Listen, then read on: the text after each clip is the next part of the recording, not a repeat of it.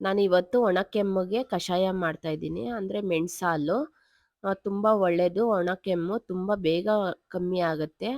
ನಾನೊಂದು stove on ಮಾಡಿಕೊಂಡು ಅಂದರೆ ಹಾಲು ಕಾಯಿಸೋ ಪಾತ್ರೆ ಇಟ್ಕೊಂಡಿದ್ದೀನಿ. 1 ಗ್ಲಾಸಷ್ಟು ನಾನು ಹಾಲು ತೊಗೊತಾ ಇದ್ದೀನಿ. ಅಂದರೆ ತುಂಬ ಒಣ ಕೆಮ್ಮು ಔಷಧಿಯಲ್ಲಿ ಕಮ್ಮಿ ಆಗಲ್ಲ. ಇದೆ ಒಂದೆರಡು ಟೈಮ್ ಅಷ್ಟು ಕಾಯಿಸ್ಕೊಂಡು ಕುಡಿದ್ರೆ ಒಣ ಕೆಮ್ಮು ತುಂಬ ಬೇಗ ಕಮ್ಮಿ ಆಗುತ್ತೆ. ನಾನು 1/4 ಚಮಚ ಅಷ್ಟು ಅರಿಶಿನ ತೊಗೊತಾ ಇದ್ದೀನಿ. ಆಮೇಲೆ ಒಂದು 1/4 ಚಮಚ ಅಷ್ಟು ಕಾಳುಮೆಣಸು ನೋಡ್ಕೊಂಡು ಹಾಕ್ಕೊಳ್ಳಿ. ಇಲ್ಲಾಂದ್ರೆ ತುಂಬ ಘಾಟಾಗುತ್ತೆ. ತುಂಬ ಕೆಮ್ಮಿ ತುಂಬ ಗಂಟ್ಲೆಲ್ಲ ಇದಾಗಿರತ್ತೆ. ಸ್ವಲ್ಪ ಲೈಟಾಗಿ ಹಾಕ್ಕೊಳ್ಳಿ ಕಾಳುಮೆಣಸು. ತುಂಬ ಒಳ್ಳೆಯದು. ಮಕ್ಳಿಗೆಲ್ಲ ನಾವು ಇದೇ ಮಾಡ್ಕೊಡೋದು. ನಾನು ಔಷಧಿನೇ ಕೊಡಲ್ಲ ನಮ್ಮ ಮನೇಲಿ. ಬೇಗ ಕಮ್ಮಿ ಆಗುತ್ತೆ ಒಣ ಕೆಮ್ಮು. ಅದೇ ಕಫ ಇರಲ್ಲಲ್ವಾ, ಡ್ರೈ ಕಾಫ್‌ಗೆ ಬೇಗ ಕಮ್ಮಿ ಆಗುತ್ತೆ. ನಾನು ಸ್ವಲ್ಪ ಶುಂಠಿ ಹಾಕ್ಕೊಂತಾ ಇದ್ದೀನಿ.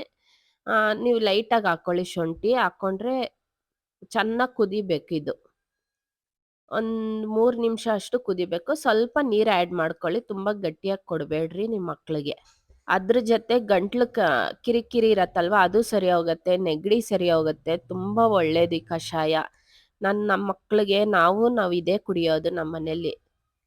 ಇವಾಗ ನಿಮಗೆ ಜ್ವರ ಬಂದಿರೋವಾಗ ಈ ಕಷಾಯಕ್ಕೆ ಮಾಡ್ಕೊಂಡು ಕುಡಿದ್ರೆ ತುಂಬ ಒಳ್ಳೆಯದು.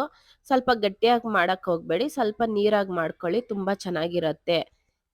ನಿಮಗೆ ಬೇಕಾಗಿದ್ರೆ ಬೆಲ್ಲ ಆ್ಯಡ್ ಮಾಡ್ಬೋದು. ಇಲ್ಲಾಂದ್ರೆ ಸಕ್ಕರೆನೂ ಆ್ಯಡ್ ಮಾಡ್ಕೊಬೋದು. ನಾನು ಏನು ಆ್ಯಡ್ ಮಾಡ್ತಾ ಇಲ್ಲ. ಹಂಗೆ ಇಕ್ಕಿದ್ದೀನಿ.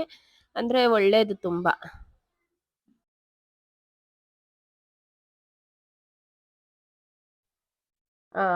ಒಣ ಕೆಮ್ಮಿಗೆ ಅಂದರೆ ಮೆಣಸಾಲು ರೆಡಿ ಆಗೈತೆ. ಮೆಣಸು, ಶುಂಠಿ ಮತ್ತು ಹಾಲು ರೆಡಿ ಆಗೈತೆ.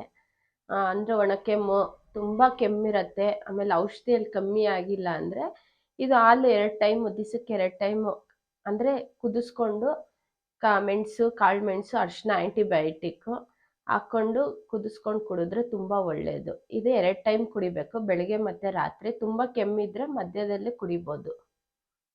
ಲೈಕ್ ಮಾಡಿ, ಶೇರ್ ಮಾಡಿ, ಸಬ್ಸ್ಕ್ರೈಬ್ ಮಾಡಿ. Thank you for watching my video.